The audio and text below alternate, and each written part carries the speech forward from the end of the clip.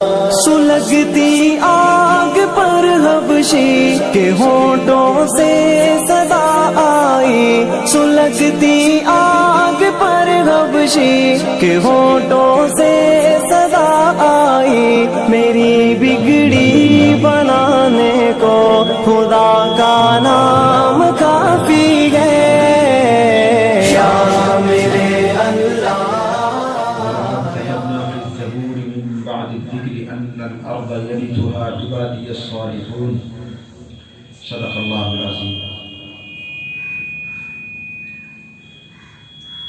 حضرات، علماء کرام، بزرگوں اور بھائیوں اور طلباء عزیز، میں سب سے پہلے آپ سب کو، ان بچوں کو، مدرسے کے ذمہ داران کو، علاقے والوں کو، ان بچوں کے ماں باپ کو مبارکباد پیش کرتا ہوں کہ اللہ تعالیٰ نے اپنا کلام عظیم ان کو سیکھنے کی اور پڑھنے کی توفیق نصیب فرمائی۔ 4 بچوں نے حفظ کیا ہے۔ ہر سال مدرسے میں بچوں کی بڑی تعداد رہتی تھی، جو یہ سال گیا ہے اس کے بارے میں ہم سب جانتے ہیں۔ نمازوں کی پابندی، مسجدوں کی پابندی، جمع ہونے کی پابندی، مدرسوں میں بچے داخل نہیں ہو سکتے، لیکن پھر بھی جو ہمارے مدرسے کے ذمہ داران تھے، علماء تھے، انہوں نے خطرات سے آنکھ بند کر کے مدرسوں میں بچوں کو بلایا اور پڑھانا شروع کیا۔ جب کھانا پینا اور دنیا کے تمام کام چل سکتے ہیں تو قرآن کی تعلیم کا نظام کیوں نہیں چل سکتا؟ اللہ کا شکر ہے کہ وہ نظام چلا، اور سال 20 فارغ ہوتے تھے، آج 4 فارغ ہوئے، ان کام چلا، رکا نہیں تھا۔ سب سے بڑی خوشی کی بات یہ ہے کہ آپ سب علاقے والوں نے، ان مدرسے کے ذمہ داران نے، ان بچوں کے ماں باپ نے ہمت دکھائی تو کام اللہ کی زمین پر، اللہ کا کام چلتا ہی رہا، رکا نہیں۔ اس پر جتنا اللہ کا شکر ادا کریں وہ کم ہے۔ دوسری بات یہ ہے کہ بچوں نے جو قرآن پڑھا ہے وہ جس عمر میں ہے، ابھی جتنی ان کی سمجھ بوجھ ہے اس کے اعتبار سے وہ اچھا قرآن پڑھ رہے ہیں۔ مولانا ذاکر صاحب کی عمر میں پہنچیں گے تو ان کی طرح پڑھنے لگ جائیں گے۔ ابھی چھوٹے ہیں لیکن بہت اچھا پڑھ رہے ہیں۔ الحمدللہ مدرسے کے ذمہ داران نے ان بچوں کی تعلیم و تربیت کے لیے جن صاحب کو رکھا، مجھے نہیں معلوم وہ کون ہے پڑھانے والے، جو بھی ہیں وہ اچھا پڑھا رہے ہیں۔ اللہ تعالیٰ ان کی محنت کو قبول فرمائے، ان بچوں کو، ان ماں باپ کو، ان کے پڑھانے والوں کو، سب کو قبول فرمائے۔ میرے بھائیوں، ہمارے ہندوستان کے ایک بہت بڑے بزرگ ہیں، وہ یہ کہتے ہیں اور صحیح کہتے ہیں، آپ تھوڑا سا تصور کر کے دیکھیں گے تو بات سمجھ میں آ جائے گی۔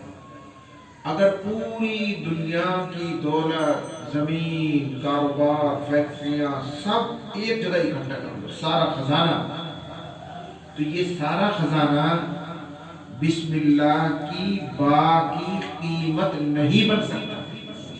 کیوں نہیں بن سکتا؟ اس لیے کہ بسم اللہ کی جو با ہے یہ قرآن کا جز ہے، اور قرآن کہاں سے نکلا ہے؟ اللہ کی ذات میں سے۔ قرآن ایک تو یہ ہے جو 2 گتوں کے درمیان یہ کتاب ہمارے پاس ہے، دیکھو یہ کاغذ ہے، اس پہ لکھے ہوئے نقوش جو ہیں یہ مخلوق ہے۔ ایک وہ ہے جو اللہ تعالیٰ نے پڑھا تھا، جبریل نے سنا اور جبریل نے لا کر منتقل کیا، جو اللہ نے پڑھا، اللہ نے بسم اللہ الرحمن الرحیم پڑھا، تو وہ مخلوق نہیں ہے، وہ اللہ کی ذات میں سے نکلا ہے، اللہ کی صفت ہے۔ اللہ کی اور اللہ کی صفت کی کوئی قیمت متعین نہیں کی جا سکتی۔ اگر سارے جہان کے خرچ کر کے، سارے خزانے لٹا کر ایک بسم اللہ کی با آ جائے تو گھاٹے کا سودا نہیں ہے۔ یہاں تو اللہ کا شکر ہے کہ آپ حضرات کی تھوڑے مدد اور تعاون سے، آپ کی تھوڑی سی محبت سے اور تھوڑے سے وقت میں 4 حافظ تیار ہو گئے۔ ان مشکل حالات، جو حالات تھے وہ ہمارے سامنے ہیں، ہم بھولے نہیں ان حالات کو۔ تراویح کی نماز میں بھی چیک کرنے کے لیے آتے تھے کتنے لوگ ہیں، मदरसों में लोगों को दाखिल नहीं होने दिए, बच्चों को नहीं पढ़ने दिए, फिर भी अल्लाह का शुक्र है कि मोहब्बत की निगाह से देखने वाले और ताउन करने वालों की बरकत से ये काम चल निकला और एक जमात तैयार हो गई। अल्लाह ताला इसको कबूल फरमाए। एक दूसरी बात, हजरत मौलाना ने इशारा फरमाया, उनका इशारा ही हुजूर के दर्जे में है कि अभी हमारे एक नौजवान नात खान ने नात के अशार पेश किए, अच्छा पढ़ रहे थे, और नात पढ़ना और सुनना उन्होंने खुद अपने अशार में कहा कि वो एक इबादत है। एक इबादत है, पढ़ने में भी सवाब मिलता है और सुनने में भी सवाब मिलता है। इसलिए मौका लगे तो पढ़ा भी करें, अगर पढ़ने की तौफीक नहीं मिलती है तो सुना करें और सुनकर खुशी का इजहार किया करें। भाई मैं और आप कोई पत्थर नहीं है, हम तो इंसान हैं, गम से हमको गम होता है, खुशी के मौके पर हमको खुशी होती है। हमारे प्यारे आका कायनात के सबसे कीमती इंसान हजरत मोहम्मद रसूलुल्लाह सल्लल्लाहु अलैहि वसल्लम की तारीफ होगी तो हमें खुशी होगी, हमारे हाथ पाँव से, हमारे चेहरे से वो खुशी जाहिर होगी। जब जैसा मौका होता है आदमी को उस मौके की मुनासिबत से अपने जज्बात को जाहिर करना चाहिए। मस्जिद नबवी में रसूलुल्लाह सल्लल्लाहु अलैहि वसल्लम तशरीफ फरमा होते थे और हुजूर के शायर हैं हस्सान इब्न साबित रज़ी अल्लाह ताला अन्हु, वो हुजूर की तारीफ में अशआर पढ़ते थे, नात पढ़ते थे। तो ज़माना बदलता है, अभी तो हालात ऐसे हो गए हैं कि सारी दुनिया मोबाइल के गुलाम हो गई है, सब मोबाइल के चक्कर में पड़ गए। अरबों में ये शौक था कि वो बाकायदा मुकाबले के लिए स्टेज लगाते थे, एक स्टेज उधर लगा हुआ है, एक स्टेज इधर, उधर से एक कसीदा पढ़ा गया, इधर से दूसरा कसीदा पढ़ा गया।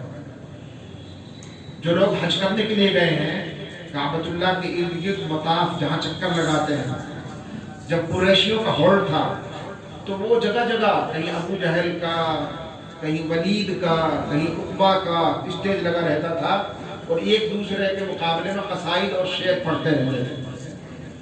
जब रसूलुल्लाह सल्लल्लाहु अलैहि वसल्लम ने मदीना मुनव्वरा हिजरत की तो मक्के में रहने वाले जो काफिर थे वो हुजूर के खिलाफ अशार कहते। तो रसूलुल्लाह सल्लल्लाहु अलैहि वसल्लम ने मशहूर शायर हस्सान इब्न साबित रज़ी अल्लाह ताला अन्हु से कहा, तुम भी जवाब दो, तुम भी शेर कहो। तो मदीना मुनव्वरा से हस्सान इब्न साबित शेर कहते थे।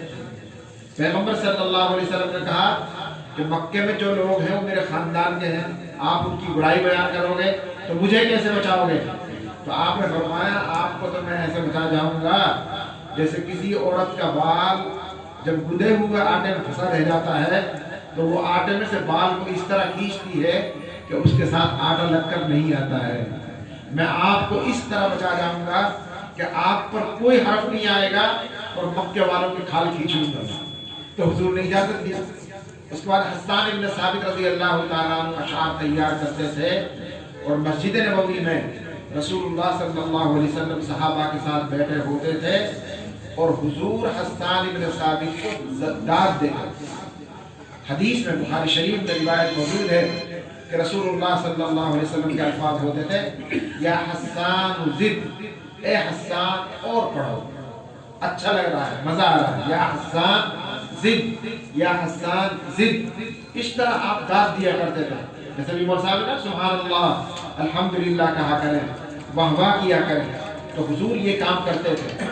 बस जब कभी नात सुने तो हम भी वाह वाह करें और कहो भाई अच्छा लग रहा है, पढ़ो, हुजूर की तारीफ कर रहे हो, बहुत खुशी की बात है। तो इस पर अल्लाह ताला सवाब देंगे, इसलिए कि हम वो काम कर रहे हैं जो रसूलुल्लाह सल्लल्लाहु अलैहि वसल्लम ने इस मौके पर किया। फिर आपने दुआ भी दी, अल्लाहुम्मा अय्यिदहु बिरूहिल कुदुस, ऐ अल्लाह रूहुल कुदुस जिब्रील के जरिए से इसकी मदद फरमा। तो आपने नात पढ़ने वाले को दाद भी दी और दुआ भी दी। ये अल्लाह का बड़ा करम है कि ये उलमा और हुफ़्फ़ाज़ उन सुन्नतों को और उन तरीक़ों को जिंदा रखते हैं जो रसूलुल्लाह सल्लल्लाहु अलैहि वसल्लम से मुंतकिल होकर आ रहे हैं। बस एक चीज़ का लिहाज किया जाए कि जो नात के लिए अशआर मुंतखब करते हैं उनमें अक़ीदे की खराबी ना हो। इसलिए कि अभी हमारे कुछ भाई हैं ऐसे जो नात में ऐसे अशआर कह रहे हैं कि वहाँ तौहीद पर हर्फ आता है, بس نعت خواں حضرات کو یہ چاہیے کہ جن اشعار کا انتخاب کرتے ہیں وہ عقیدے کے منافی نہ ہو. اللہ پاک اس کی توفیق نصیب فرمائے. یہ دوسری بات. اب تیسری بات ہے آج کا پیغام ہے.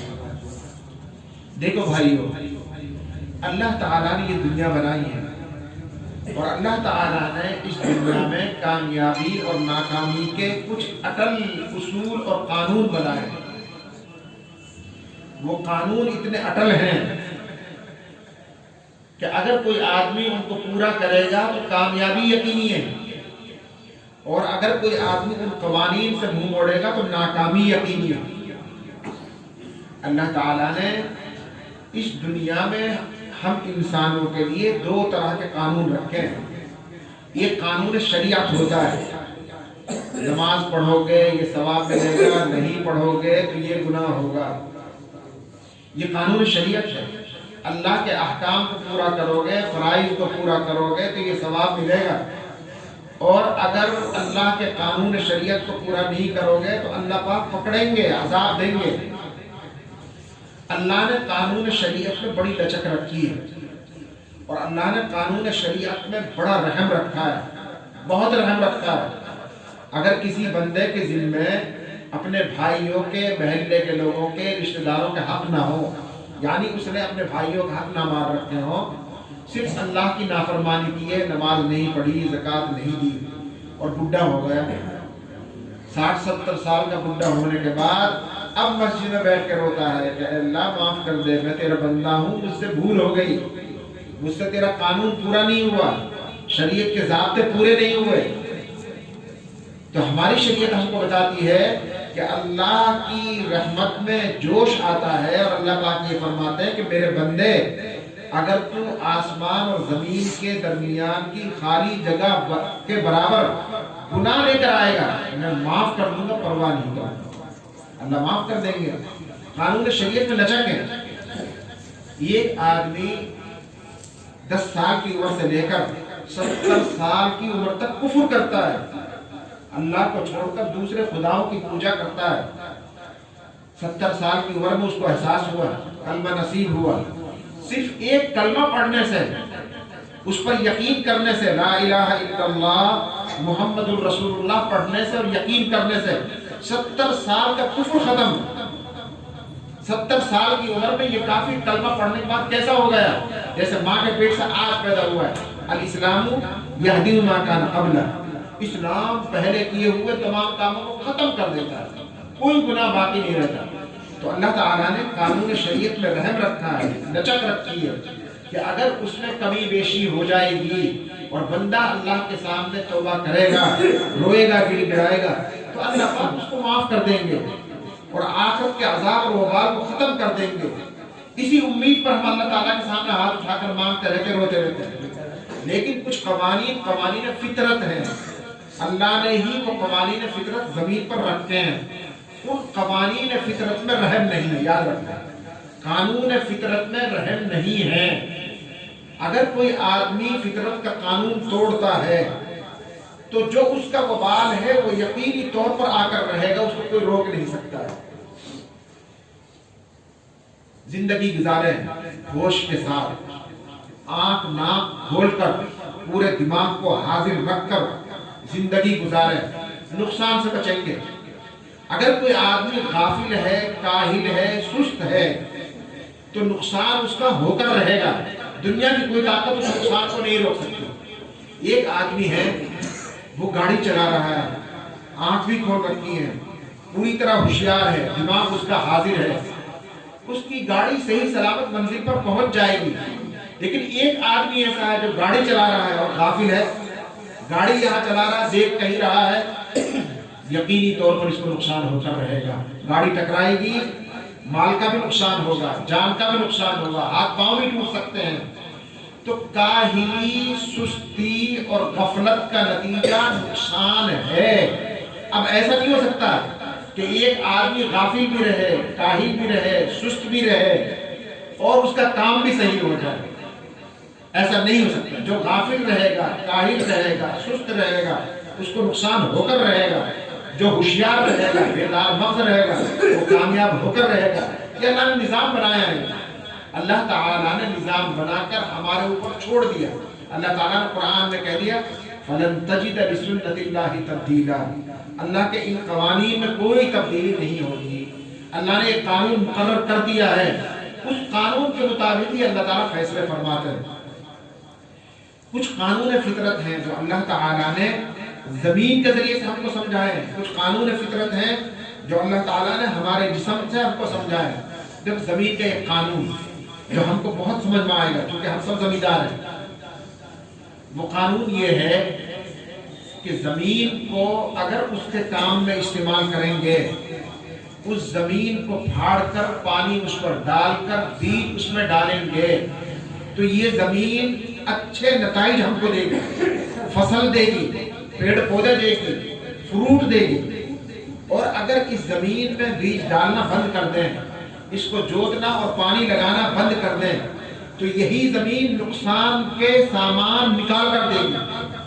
اس میں کانٹے پیدا ہوں گے، جھاڑیاں پیدا ہوں گی، پھر اس میں سانپ اور بچھو پلیں گے.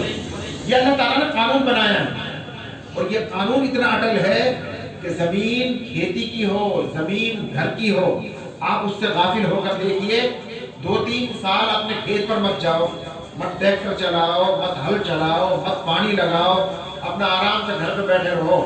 3 سال کے بعد جب آپ جائیں گے تو اپنے کھیت کو آپ نہیں پہچان سکیں گے. اس میں جھاڑیاں اگ گئی ہوں گی، اس میں سانپ بچھو پل چکے ہوں گے اور اس کھیت کی شکل بدل چکی ہوگی. کیوں؟ اس لیے کہ ہم نے محنت نہیں کی، ہم نے اس کو دیکھا نہیں ہے. جس کام کے لیے اللہ تعالیٰ نے اس کو پیدا فرمایا وہ کام ہم نے اس سے لیا نہیں. اس زمین کے قانون سے اللہ تعالیٰ نے ہم کو یہ قانون فطرت بتایا ہے کہ جس طرح یہ زمین ہے ایسے ہی اللہ تعالیٰ نے ہم کو دماغ کی طاقت دی ہے. اس دماغ میں اللہ تعالیٰ نے بہت سارے خزانے علم کے اور بہت ساری معلومات کو جمع کرنے کی صلاحیت دی ہے. اللہ نے یہ جو دماغ دیا ہے یہ اتنی قیمتی چیز ہے کہ آج سائنس والے کہتے ہیں اگر کوئی آدمی 10 سال کی عمر سے لے کر 70 سال کی عمر تک یعنی 60 سال تک لگاتار بغیر کسی وقفے کے اس دماغ کو استعمال کرتا رہے تو 60 سال میں صرف 10% دماغ استعمال ہوتا ہے. 90% دماغ ایسے ہی رکا رہتا ہے. کب؟ جب وہ دماغ کو استعمال ہی کرتا رہے. بس اگر اس دماغ کو ہم استعمال کریں گے قرآن پڑھنے میں، ذکر الہی میں، حدیث کے سمجھنے میں، مسائل کے سیکھنے میں، دعوت کے کاموں میں، تو اس دماغ سے اچھی شکلیں ظاہر ہوں گی جیسے کھیت سے اچھی فصل ظاہر ہوتی ہے. اور اگر اس دماغ کو ہم نے ان بھلے کاموں میں استعمال نہیں کیا تو اس دماغ میں وہ چیزیں پیدا ہوں گی جو ہمارے لیے بھی نقصان دہ اور ساری امت کے لیے نقصان دہ. آج ہماری بستیوں میں جو نوجوان ہیں انہوں نے دینی علوم حاصل نہیں کیے، ان کی تربیت نہیں ہوئی، تو آج موبائل ہاتھ میں لے کر ان کا دماغ وہ کام کر رہا ہے کہ جس کام کی وجہ سے ہم بھی ذلیل ہو رہے ہیں اور وہ خود بھی ذلیل ہو رہے ہیں. آج ہمارا کام برائی کے ساتھ کیا جا رہا ہے قانون کے اداروں میں، عدالتوں میں، کہ اس علاقے کے نوجوان ایسا کام کر رہے ہیں، دوسرے کا مال ہڑپ کر رہے ہیں. کیوں ہو رہا ہے؟ اس لیے ہو رہا ہے کہ اللہ تعالیٰ نے دماغ کو جس کام کے لیے پیدا کیا تھا اس میں استعمال نہ کر کے اس کو چھوڑ دیا تھا. اب اس میں سے بری شکلیں ظاہر ہو رہی ہیں. کھیت میں جھاڑیاں پیدا ہو رہی، سانپ بچھو پیدا ہو رہے تھے، وہاں نقصان کی وہ چیزیں پیدا ہو رہی ہیں اور یہاں نقصان کی یہ صفات پیدا ہو رہی ہیں کہ لوگوں کا جینا دوبھر کر رکھا ہے. اس لیے میرے بھائیوں، اللہ نے جو چیز ہم کو دی ہے اس چیز کو اسی مقصد میں ہم استعمال کریں، یعنی اپنے دماغوں کو دین کے علوم کے پڑھنے میں، دین کے سیکھنے میں، ذکر کرنے میں، اچھی باتوں کے پھیلانے میں استعمال کریں گے تو ہم سے اور ہماری قوتوں سے اچھی شکلیں ظاہر ہوں گی. اللہ تعالیٰ نے ایک قانون ہم کو سکھایا، وہ یہ ہے کہ اللہ نے ہم لوگوں کو بنایا ایسا ہے، غور کرنا اس بات کو، کہ ہم میں سے جس کے پاس جو چیز ہوتی ہے وہی چیز وہ بانٹ سکتا ہے، دوسری چیز بانٹ نہیں سکتا. جس کے پاس جو چیز ہے وہی وہ تقسیم کرے گا اور اس کے لیے کسی محنت کے کرنے کی ضرورت نہیں ہے، خود بخود وہ چیز اس سے نکلتی ہے. ایک مثال، اللہ نہ کرے ہم میں سے کسی کے والد کا انتقال ہو جائے، ہم میں سے کسی کے جوان بیٹے کا انتقال ہو جائے تو اس آدمی پر جس کا باپ مرا ہے، جس کا بیٹا مرا ہے، اس وقت غم کا پہاڑ ٹوٹتا ہے. ہم سب جانتے ہیں اور وہ اس غم کو اپنے ساتھ لے کر بیٹھتا ہے. باپ مرا ہے, باپ کی لاش رکھی ہوئی ہے. اس وقت جو آدمی اس کے پاس آئے گا وہ یہاں سے غم ہی لے کر جائے گا, چاہے کتنا ہی پتھر دل انسان ہو. وہ بیچارہ یوں بیٹھا ہوا ہے, جو آئے گا ایسے ہی بیٹھ جائے گا. کچھ ایسے نرم دل ہوتے ہیں کہ اس کو دیکھ کر ان کی آنکھوں سے آنسو بہہ پڑتے ہیں. کیوں؟ اس لیے کہ یہ غم والا آدمی بیٹھا ہوا ہے, تو یہاں سے غم کی ہی تقسیم ہوگی, غم کے علاوہ کچھ اور تقسیم نہیں ہوگی. اب دوسری مجلس دیکھ لو, اس گھر میں شادی ہو رہی ہے اور دلہا میاں بیٹھے ہوئے ہیں. اب جو آ رہا ہے وہی ہنس رہا ہے. یہ آدمی کچھ نہیں بول رہا ہے, لیکن جو آ رہا ہے وہی مبارکباد پیش کر رہا ہے, وہی پھول ڈال رہا ہے, وہی ہنس رہا ہے. اس لیے کہ یہ دلہا اس وقت خوشی سے بھرا ہوا ہے, تو یہ خوشی ہی بانٹ رہا ہے. تو جس کے پاس جو چیز ہے اس کو وہ بانٹے گا, چاہے نہ چاہے, جب بھی وہ چیز بٹے گی. اس لیے میرے بھائیوں, ہمیں یہ چاہیے کہ ہم اپنی شخصیت کو, اپنے دل کو اور دماغ کو اچھی باتوں سے بھریں.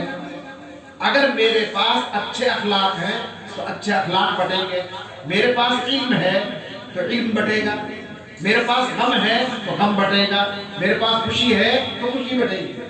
اس لیے سماج کو اور معاشرے کو اگر سنبھالنا ہے تو ہمیں اپنے اندر اچھی عادات کو بھرنا پڑے گا. اگر کسی آدمی کی سوچ اور دماغ منفی ہو جاتا ہے تو وہ ہر قصے میں سے, ہر واقعے میں سے منفی بات نکالتا ہے, کھوٹی بات نکالتا ہے. مثلا گاؤں کے دو آدمی اپنے گھر میں بیٹھ کر بات کر رہے ہیں, اگر میری سوچ منفی ہے, میرے خیالات خراب ہیں, تو میں سوچتا ہوں یار یہ ہو نہ ہو تیرے بارے میں بات کرتا ہوں. اور اگر میرے خیالات اچھے ہیں تو میں یہ سوچوں گا کہ ہو سکتا ہے کہ یہ دو مسلمان بھائی گاؤں کی بھلائی کے بارے میں سوچ رہے ہوں, اور میں جا کر پیشکش کروں کہ بھائی صاحب بتاؤ, اگر کوئی آپ اچھا کام کر رہے ہیں تو میں آپ کا ساتھی کس طرح بن سکتا ہوں.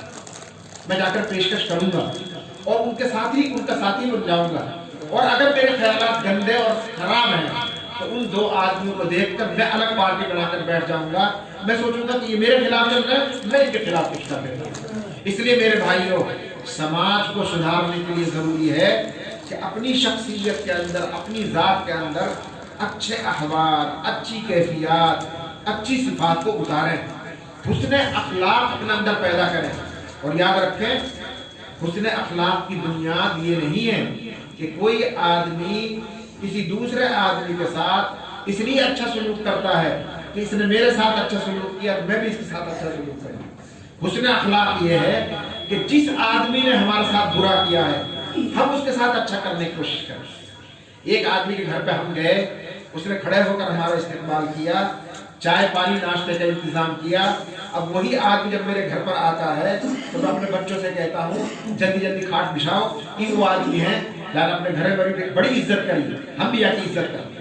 یہ جوابی اخلاق ہے. شریعت اس کا مطالبہ نہیں کرتی ہم سے, شریعت ہم سے اس کا مطالبہ کرتی ہے کہ ایک آدمی جب ہم اس کے گھر پہ گئے تھے اس نے ہم کو ذرا بھی توجہ نہیں دی, اس نے ہمارے لیے چارپائی نہیں بچھائی, اس نے ہمارے لیے پانی نہیں پیش کیا. اب جب وہ آج ہمارے گھر پر آیا ہے تو ہم آگے بڑھ کر اس کا استقبال کریں, اچھے بستر پر اس کو بٹھائیں, اچھا کھلائیں, اچھا پلائیں, اس کی عزت کریں. شریعت اس کا مطالبہ کرتی ہے. رسول اللہ صلی اللہ علیہ وسلم نے ارشاد فرمایا لا تکونوا امعاتا, اے لوگوں تم امعاء مت بن جاؤ. محدثین نے لکھا ہے امعاء کا مطلب ہے انا مع الناس, کہ میں لوگوں کے ساتھ رہوں گا اور لوگوں کے ساتھ ایسا برتاؤ کروں گا جیسے وہ برتاؤ میرے ساتھ کریں گے, جیسے سلوک وہ میرے ساتھ کریں گے ایسے میں ان کے ساتھ کروں گا. ان احسن الناس احسننا وان اساءوا ظلمنا, اگر لوگ اچھا سلوک کریں گے تو میں بھی اچھا سلوک کروں گا, اور اگر لوگ میرے ساتھ برا سلوک کریں گے تو میں بھی ان کے ساتھ برا سلوک کروں گا. حضور نے فرمایا ولکن وطنوا انفسکم, لیکن تم اپنے نفس کو خوگر بناؤ, عادی بناؤ اس بات کا کہ ان احسنوا ان تحسنوا, اگر لوگ تمہارے ساتھ اچھا سلوک کریں تو تم ان کے ساتھ اچھا سلوک کرو. وَإِنْ أَسَاءُوا فَلَا تَظْلِمُوا, اور اگر وہ تمہارے ساتھ برا سلوک کریں تو اس کا جواب مت دو, اس کا بدلہ مت لو. یہ حسن اخلاق. جب اس طرح کے اخلاق میرے اندر آئیں گے اور ان اخلاق کو میں لے کر بیٹھوں گا, آپ لے کر بیٹھیں گے, تو شریعت کا اور فطرت کا قانون یہ ہے کہ جس آدمی میں جو چیز ہے وہی چیز وہ تقسیم کرے گا. اچھے اخلاق تقسیم ہوں گے, गाली है, गुलूच है, झूठ है, फितना है, फसाद है, अगर ये मेरे अंदर भरे हुए हैं तो समाज और मुआशरे में वही चीज तकसीम होती रहेगी। मेरे भाइयों, इसी फितरत का एक कानून और है, और वो कानून ये है कि कुरान ने कहा वफ़ी अनफुसिकुम अफला तुबसिरून, तुम अपनी जात पर गौर करो कि बहुत सारे कानून के फितरत के कानून तुम्हारे अंदर रख छोड़े हैं। वो कानून है कानून खुराक। अल्लाह ताला ने इंसान को बनाया, उसका मैदा बनाया, फिर उस कानून खुराक के तहत आदमी खाना खाता है, जरूरत होती है, खाना खाता है। ये खाना अगर हमारे मैदे में जाकर हजम होता है तो इससे लतीफ मादा पैदा होता है, खून पैदा होता है, उस खून से जिस्म की तवानाई बनी रहती है, आज़ा काम करते हैं। और अगर ये खुराक हजम नहीं होती है तो इंसान के जिस्म में बीमारियां आती हैं, उल्टी होती है, हैजा होता है, दस्त लगता है, फिर बड़ी बड़ी बीमारियां पैदा होती है। क्यों? इसलिए कि खुराक हजम नहीं हुई। खुराक हजम हो गई तो अल्लाह ताला ने नेमत पैदा की, खून पैदा किया। खुराक हजम नहीं हुई तो अब खुद फितरत का कानून है कि ऐसे मादे पैदा होंगे जिनसे इंसान बीमार हो जाता है। मेरे भाइयों, अल्लाह ताला ने इस कानून फितरत से हमको ये बात समझाई है कि इंसान को जिंदगी में जो नामतें मिलती हैं उन नामतों को हजम करना सीखे। अगर उन नामतों को हजम करेगा तो खुराक हजम होने के नतीजे में जो अच्छी चीजें पैदा होंगी वो पैदा होंगी, और अगर उन नामतों को हजम नहीं करेगा तो खुराक हजम न होने की सूरत में जो बुरे मादे पैदा वो पैदा होंगे। देखो, एक नामत है नामत माल। माल एक बहुत बड़ी नामत है। दो पहलू हैं। अगर हराम तरीके से कमाया है, हराम तरीके पर खर्च कर रहे हो तो इस माल की अल्लाह के यहाँ मच्छर के पर के बराबर भी कीमत नहीं है। ये माल वबाले जान है। हलाल तरीके पर कमाया है, हलाल तरीके पर खर्च कर रहे हो, इस माल की बहुत कीमत है। ये आखिरत को बनाने वाला है, ये जन्नत का सौदा है। हज़रत उमर रज़ियल्लाहु ताला अन्हु ने फरमाया, ला खैरा फी मन ला दिरहम लहू वला दीनार लहू। जहाँ आदमी की जेब ना भरी पड़ी वहां पे कोई भलाई ना है। भाई जाके जेब में पैसा, भलाई भलाई है।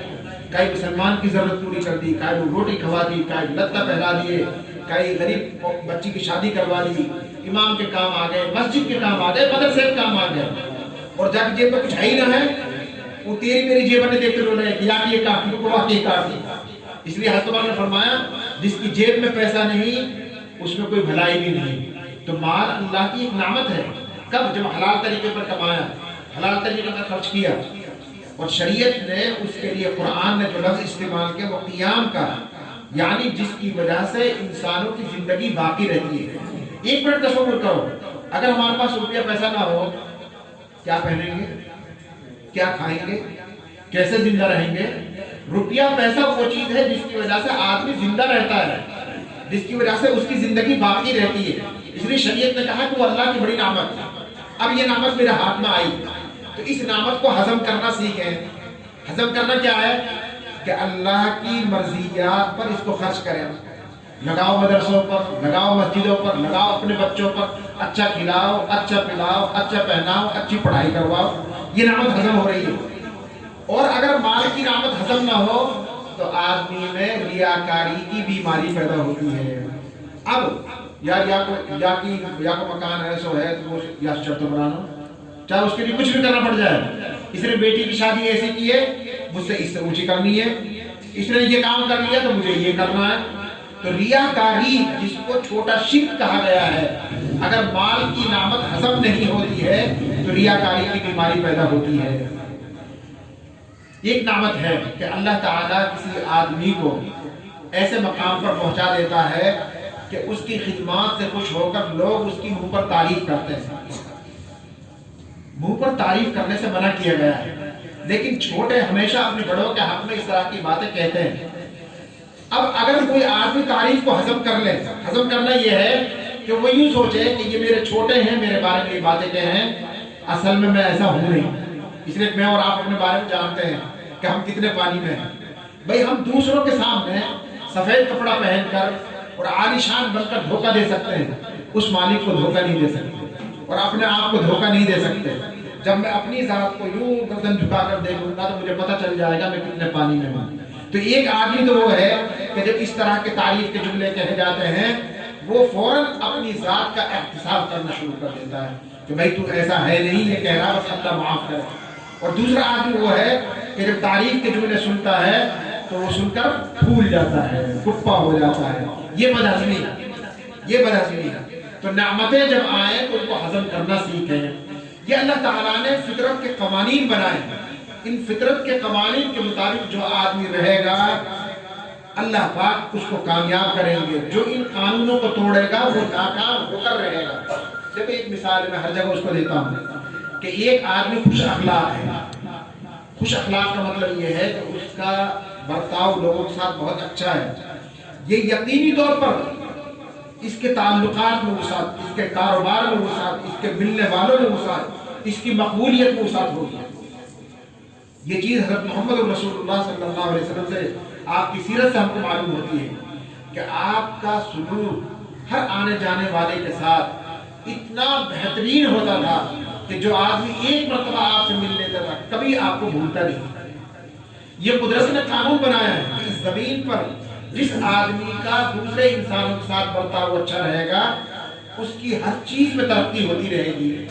اور ایک آدمی ہوتا خڑوس کہ جس کا برتاؤ اپنے چھوٹوں کے ساتھ، اپنے بھائیوں کے ساتھ، محلہ کے لوگوں کے ساتھ بہت برا ہوتا ہے، یہ یقینی طور پر ناکام ہو کر رہے گا۔ دنیا کی کوئی طاقت اس کی ناکامی کو نہیں روک سکتی، یہ ناکام ہو کر رہے گا۔ ہمارے ہندوستان کے ایک بڑے عالم ہیں، انہوں نے باقاعدہ اس پر ایک مضمون لکھا ہے کہ سڑک کے ایک طرف ایک دکان تھی، دوسری طرف ایک دکان تھی، دونوں آج سے تقریباً 50 سال پہلے کی بات ہے، دونوں کھوکے تھے اور دونوں پر پان بیڑی سگریٹ بکا کرتی تھی۔ وہ کہتے تھے کہ میں ہمیشہ اپنی آنکھوں سے دیکھتا تھا کہ ایک دکان پر تو بھیڑ ٹوٹتی ہی نہیں ہے اور دوسری دکان پر کوئی جاتا ہی نہیں ہے۔ تو میں نے سوچا ایک جیسا سامان ایک وقت پر دونوں دکانیں کھلتی ہیں، ایک پر بیٹھ کر یہ مکھی مارتا رہتا ہے اور دوسرے پر لائن نہیں ٹوٹتی ہے، آخر اس کا راز کیا ہے؟ راز بھی تو کچھ ہوگا۔ تو میں گاہک بن کر پہنچ گیا، پہلے میں پہنچا اس کھوکے پر جہاں لائن نہیں ٹوٹتی تھی اور میں نے جا کر کہا کہ بھائی صاحب مجھے ماچس چاہیے، سگریٹ میرے پاس ہے، مجھے ماچس دے دیجیے، میں سگریٹ جلا لوں۔ تو دکاندار نے ماچس بہت اچھا اخلاق کے ساتھ پیش، یہ لیجیے مولانا صاحب۔ میں نے سگریٹ جلایا اور ماچس واپس کی تو دکاندار نے مجھ سے کہا کہ مولانا صاحب اگر آپ کے پاس نہ ہو تو رکھ لیجیے جیب میں، کوئی بات نہیں، میرے پاس بہت ہے، آپ لے جائیے اس کو۔ تو مجھے تو نہ سگریٹ ملی تھی نہ مجھے ماچس کی ضرورت تھی، میں نے ماچس واپس کر دی۔ لیکن میرے ذہن میں ایک بات سمجھ میں آ گئی کہ اس کی دکان پر لوگ کیوں آتے ہیں۔ پھر دوسری دکان پر گیا جس پر کوئی نہیں جاتا تھا، وہی عمل وہاں جا کر کیا اور جا کر کہا بھائی صاحب سگریٹ میرے پاس موجود ہے، مجھے ماچس چاہیے، سگریٹ جلانے کے لیے ماچس دے دو۔ تو یہ دکاندار بولا جس کے پاس کوئی نہیں جاتا تھا، جس کے پاس سے سگریٹ لے کر آیا ہے ماچس بھی وہی سے لے لے، میرے پاس ماچس نہیں۔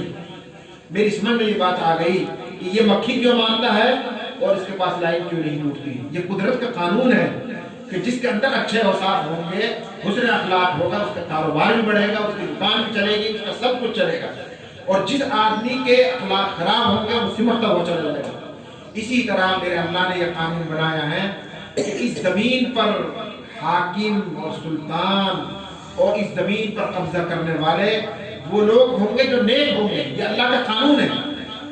آج پوری زمین پر مسلمان پریشان ہیں، کہیں چلے جاؤ، اس لیے کہ مسلمان نیک نہیں ہے۔ اگر مسلمان نیک ہوں، صالح فی الاعمال، صالح فی الاقوال، صالح فی الاخلاق، ہر طرح کی نیکی ان کے اندر جمع ہو جائے گی، تو اللہ تعالیٰ نے اپنا فطرت کا قانون زبور میں، انجیل میں، تورات میں لکھا، پھر قرآن میں حوالہ دیا، وَلَقَدْ كَتَبْنَا فِي الزَّبُورِ مِن بَعْدِ الذِّكْرِ، ہم نے زبور میں یہ بات لکھ دی، یعنی فطرت کا یہ اٹل قانون طے کر دیا، أَنَّ الْأَرْضَ يَرِثُهَا عِبَادِيَ الصَّالِحُونَ، اس زمین کے مالک اور حاکم اور سلطان نیک لوگ ہی ہوں گے۔ حضرت محمد رسول اللہ صلی اللہ علیہ وسلم نے مدینہ منورہ میں جو جماعت تیار کی تھی وہ صالحین کی جماعت تھی، اور وہ صالحین کی جماعت بے سر و سامان کھڑی ہوئی اور مقابلہ کرتی تھی روم کی، ایران کی بڑی بڑی طاقتوں سے، اور جہاں جاتے تھے اسلام کا جھنڈا لہرا دیا کرتے تھے۔ کیوں؟ ان الارض یرثھا عبادی الصالحون۔ میرے بھائیوں، آج اگر پوری زمین پر ہم تکلیف میں ہیں، پوری زمین پر ہم حالات میں ہیں، تو یقین مانیے کہ ہماری تکلیف کی وجہ ہمارے گناہ، ہماری تکلیف کی وجہ ہمارے برے اخلاق ہیں۔ اس لیے میرے بھائیوں، کوشش کریں، میں بھی کوشش کروں، آپ بھی کوشش کریں کہ ہم اپنے آپ کو بدلیں اور اپنے اخلاق کو اور عادات کو سدھاریں۔ جس دن اللہ کے معیار پر ہمارے اندر نیکی پیدا ہو جائے گی، اللہ کا یہ فطرت کا قانون خود بخود عمل کرے گا۔ ان الارض یرثھا عبادی الصالحون، اور شکوہ و شکایات سب دور ہو جائیں گی۔ اللہ پاک مجھے بھی، آپ کو بھی، سب کو عمل کرنے کی توفیق نصیب فرمائے۔ سبحانك اللهم وبحمدك وتبارك اسمك وتعالى جدك ولا اله غيرك۔ اللهم صل على سيدنا مولانا محمد وعلى آل سيدنا مولانا محمد واصحاب سيدنا محمد وبارك وسلم عليهم۔ ربنا آتنا في الدنيا حسنة وفي الآخرة حسنة وقنا عذاب النار۔ ربنا ظلمنا أنفسنا وإن لم تغفر لنا وترحمنا لنكونن من الخاسرين، وتب علينا يا مولانا إنك أنت التواب الرحيم۔ الہ العالمین، ہم سب کے گناہوں کو معاف فرما، ہماری خطایا سے درگزر فرما، ہم سب کو نیک اعمال کرنے کی توفیق نصیب فرما، برے کاموں سے، بے حیائی کے کاموں سے ہماری اور پوری امت کی حفاظت فرما۔ اے اللہ، ہمارے اس جمع ہونے کو قبول فرما۔ تیرے پاک کلام کی نسبت پر ہم سب یہاں پر جمع ہو گئے ہیں، بے شک ہم قصوروار ہیں، ہم خطا بار ہیں۔ اے اللہ، ہمارے اندر جہالت ہی جہالت بھری ہوئی ہے، لیکن آج کی مجلس میں قرآن ہم کو کھینچ کر لایا ہے۔ اے اللہ، تیرا تعلق ہم کو کھینچ کر لایا ہے۔ اللہ، قرآن کی برکت سے، اس تعلق کی برکت سے ہمارے سب گناہوں کو معاف فرما۔ اے اللہ، آج تک بہت گناہ کیے، چھوٹے کیے، بڑے کیے، چھپ کر کیے، ظاہر ہو کر کیے، تیری زمین پر رہتے ہوئے، تیرا کھاتے ہوئے، سینہ چوڑا کر کے گناہ کیے۔ اللہ، تجھے چیلنج دے کر گناہ کیے۔ اللہ، آج ہم شرمندہ ہیں، تیرے سامنے ندامت کے ہاتھ پھیلائے ہوئے ہیں۔ اپنے فضل سے ہمارے تمام گناہوں کو معاف فرما۔ اللہ، تیری بارگاہ میں ندامت کے احساس اور جذبے کے ساتھ ہم سب توبہ کرتے ہیں۔ اللہ، ہماری توبہ قبول فرما، ہمارے چھوٹے بڑے تمام گناہوں کو معاف فرما۔ آئندہ پوری زندگی احتیاط کے ساتھ گزارنے کی توفیق نصیب فرما۔ اے اللہ، ہمارے مکاتب اور مدارس کی حفاظت فرما، مراکز کی حفاظت فرما۔ اے اللہ، اس مدرسے کو قبول فرما، پڑھنے پڑھانے والوں کو قبول فرما، اس کے لیے تعاون کرنے والوں کو قبول فرما، محنت کرنے والوں کے لیے بھاگ دوڑنے والوں کو قبول فرما۔ اے اللہ، ہمارے مراکز کی بھی حفاظت فرما، مرکز نظام الدین کی بھی حفاظت فرما، اس کے کام کرنے والوں کی بھی حفاظت فرما، اس کے ذمہ دار کی حفاظت فرما۔ اے اللہ، ہمارے تمام مدارس کے ذمہ داران کی حفاظت فرما۔ اے اللہ، زمین پر نہ جانے کیا کیا سوچا جا رہا ہے، کیا کیا سازشیں بنی جا رہی ہیں۔ میرے مولا، آپ قادر مطلق ہیں، آپ کے سامنے کوئی چیز چلنے والی نہیں ہے۔ ہم عاجز اور ناتواں ہیں، تیرے سامنے ہاتھ پھیلا کر اپنی حفاظت کی بھیک مانگتے ہیں۔ اے اللہ، ہمارے اداروں کی اور کے ذمہ داران کی حفاظت فرما، ہر طرح کی نصرت فرما، ہر طرح کا تعاون مقدر فرما۔ اے اللہ، ہماری ماں بیٹیوں کی بھی حفاظت فرما، ان کو صحیح سمجھ نصیب فرما، شرف و حیا کی دولت سے مالا مال فرما۔ اللہ، ہم سب کے دین اور دنیا کے مسائل کو حل فرما۔ اللہ، ہماری دنیا بھی اچھی بنا دے، ہماری آخرت بھی اچھی بنا دے، حسن خاتمہ کی دولت سے مالا مال فرما، سوء خاتمہ سے ہماری اور پوری امت کی حفاظت فرما۔ اے اللہ، اپنی ذات کے ساتھ خاص تعلق نصیب فرما، معیت تامہ نصیب فرما، حضرت محمد الرسول اللہ صلی اللہ علیہ وسلم کا عشق کامل نصیب فرما، آپ کی سنتوں کو ڈھونڈ ڈھونڈ کر عمل کرنے کی توفیق نصیب فرما۔ اے اللہ، ہمارے آباء و اجداد، ہمارے اکابر، ہمارے مشائخ جو اس دنیا سے جا چکے ہیں، ان تمام کی مغفرت فرما، ان کے درجات کو بلند فرما۔ اللہ، قرآن مقدس کی مجلس کی برکت سے اس گاؤں میں اور اس کے اطراف میں اور پورے علاقے میں، میوات میں اور پوری دنیا میں جتنے مؤمنین اور مؤمنات مدفون ہیں، ان تمام کے مغفرت فرما، ان کے درجات کو بلند فرما۔ خاص طور سے ہمارے والدین کی مغفرت فرما، ہمارے آباء و اجداد کی مغفرت فرما، ہمارے گاؤں کے قبرستان کے مدفونین کی مغفرت فرما۔ اے اللہ، ان کے درجات کو بلند فرما، ان کی نیکیوں کو قبول فرما۔ اے اللہ، جنت الفردوس میں داخلہ ان کے لیے مقدر فرما۔ اے اللہ، بلا استحقاق ہمارے لیے بھی جنت الفردوس کا दाखिला मुक़द्दर फरमा। इलाहुल आलमीन जब तक हम जिंदा रहें ईमान और इस्लाम की ज़िंदगी नसीब फरमा, हमारे तमाम मसाइल को हल फरमा। अल्लाह जो कर्ज के नीचे डूबे हुए हैं कर्ज की अदायगी की शक्लें पैदा फरमा, खजाना गैब से असबाब मुहैया फरमा। जो बच्चे और बच्चियां बगैर जोड़े के हैं उनके लिए अच्छा जोड़ा नसीब फरमा। जो शादी करना चाह रहे हैं सुन्नत के मुताबिक शादी करने की तौफीक नसीब फरमा। जहेज की रस्म से बचने की तौफीक नसीब फरमा। हर हराम और नाजायज से बचने की तौफीक नसीब फरमा। जायज़ को इख्तियार करने की तौफीक नसीब फरमा। इलाहुल आलमीन हमारी तमाम दुआओं को महज अपने फजल करम से कबूल फरमा। सल्लल्लाहु तआला अला खैरि खल्क़िही मुहम्मदिन व अला आलिहि व सहबिही अजमईन।